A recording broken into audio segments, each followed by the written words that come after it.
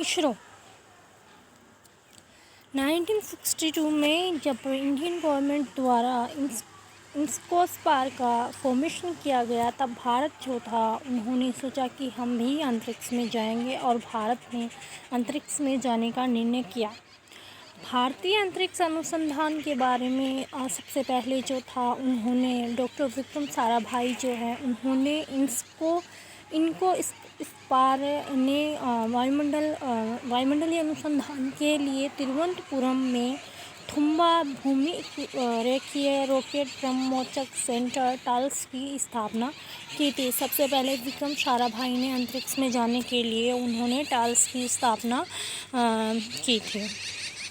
उसके बाद में 1969 में जो है भारतीय अंतरिक्ष अनुसंधान संगठन इसरो ने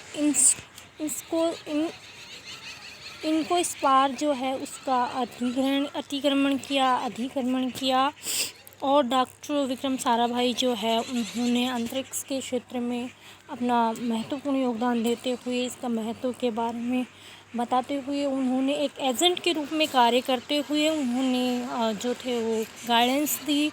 और इसके बाद में इसरो ने राष्ट्र को अंतरिक्ष के बारे में सूचनाएं प्रदान करने के बारे में जो था वो प्रदान करने के बारे में सूचनाएं का कार्यक्रम जो है वो उसको स्टार्ट किया और उन्होंने जो है वो स्वदेशी तौर पर उन्होंने ये टेक्नोलॉजी जो थी उसको डेवलप किया।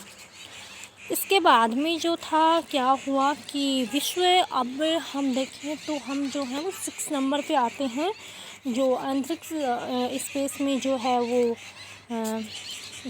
अंतरिक्ष में जाने के लिए अंतरिक्ष स्पेस एजेंसी का गठन करने के लिए। और इसरो के पास जो है वो इनसेट और IRS उपग्रह जो हैं वो इसके पास हैं और जो क्या करते हैं कि जो हमारी जो भी कम्युनिकेशन और जियो स्टेशनरी जो भी हमारी डिमांड्स होती हैं उनको ये कंप्लीट करता है। और ये जो है प्रसारण, संचार, मौसम पूर्वानुमान, आपदा प्रबंधन उपकरण, भौगोलिक सूचना प्रणाली, मानचित्र कला, नेविगेशन और जो है टेली कम्युनिकेशन, दूर चिकित्सा, इनके बारे में जो है वो सैटेलाइट जो है हमारे यहाँ अंतरिक्ष में जो है वो स्थापित किए गए हैं। हमारे अंतरिक्ष में PSLV GSLV जो है वो उनको स्थापित किया गया है। और इनके बारे में जो था वो बाद में जो था हमने इनकी स्थापना की।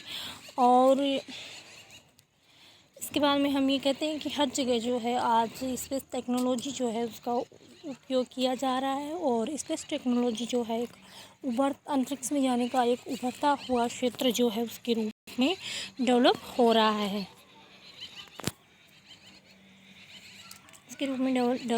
नेक्स्ट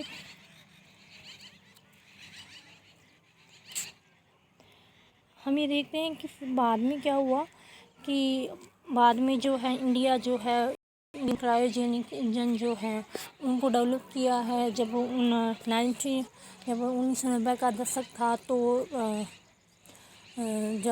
तो हम भारत को जो है क्रायोजेनिक इंजन जो है उनको ख़रीदने के लिए मना कर दिया था। तो बाद में जो है भारत के साइंटिस्ट द्वारा 2014 में उन्होंने क्रायोजेनिक इंजन जो है उनका निर्माण किया और आज जो है भारत के पास खुद के क्रायोजेनिक इंजन जो हैं वो खुद के हैं। और फिर इसके बाद में SSTO TSTO ये रॉकेट जो हैं उनका फॉर्मेशन करने में भी भारत जो है वो अग्रसर हो रहा है। और हम ये देखते हैं कि फिर इसके बाद में हम ये देखते हैं कि 1976 के दौरान जो है भारत जो है वो विश्व की सबसे बड़े समाजशास्त्रीय परीक्षण के रूप में जो है सामने आता है। और इन्होंने क्या किया था कि इसके अंतर्गत क्या था कि जो टेलीविज़न का उन्होंने क्या किया था, परीक्षण किया था।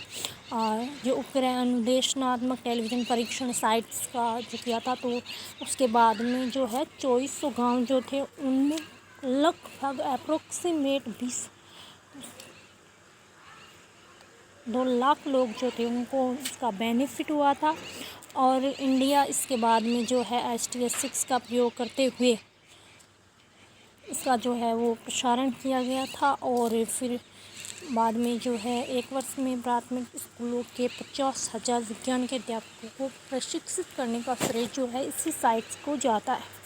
साइट्स ने बाद में जो है 1977-79 में फ्रैंको जर्मनी इनका प्रयोग करते हुए PNT ये जो है स्टेप इनकी शुरुआत की गई। और फिर उसके बाद में जो था स्टेप का मुख्य कार्य तो केवल एक ही था कि घरेलू संचार हेतु भूतुल्यकाली उपग्रहों का प्रयोग करते हुए प्रणाली जांच करना, विभिन्न भूखंड सुविधाओं के डिजाइन, उत्पादन, स्थापना, प्रचालन, रखरखाव में क्षमताओं, अनुभव जो है उनको एक्वायर करना और जो हमारे देशों में प्रस्तावित प्रचालनात्मक घरेलू उपग्रह प्रणाली इनसेट के लिए आवश्यक स्वदेशी क्षमता का फॉर्मेशन करना था।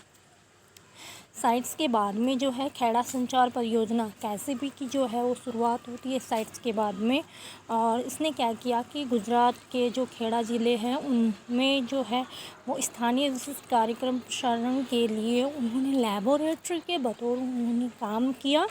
और कैसीपी को 1984 में कुशल ग्रामीण संचार सक्षमता के लिए यूनेस्को IPDC पुरस्कार जो है वो भी इसको दिया गया है। और इसी अवधि के दौरान जो है भारत ने अपना पहला कृत्रिम उपग्रह आर्यभट्ट जो है उसका विकास किया और सोवियत रॉकेट का प्रयोग करते हुए 19 अप्रैल 1975 को उन्होंने इसको लॉन्च कर दिया।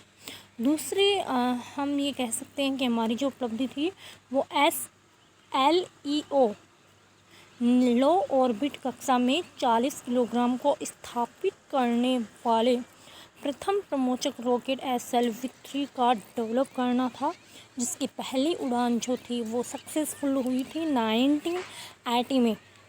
SLV-3 प्रोग्राम के माध्यम से संपूर्ण रॉकेट डिजाइन, मिशन डिजाइन, सामग्री, हार्डवेयर, ठोस नोदन प्रणाली, इनके बाद इनको जो है नियंत्रण, ऊर्जा, रॉकेट समय के संचालन, प्रमोचक प्रचालन, इनका जो है वो फॉर्मेशन किया गया। और उसके बाद में 1980 का जब दशक आता है तो अंतरिक्ष जो है वो काफ़ी अंतरिक्ष के क्षेत्र में और ज़्यादा एक्सपेरिमेंट किए जाने लगे।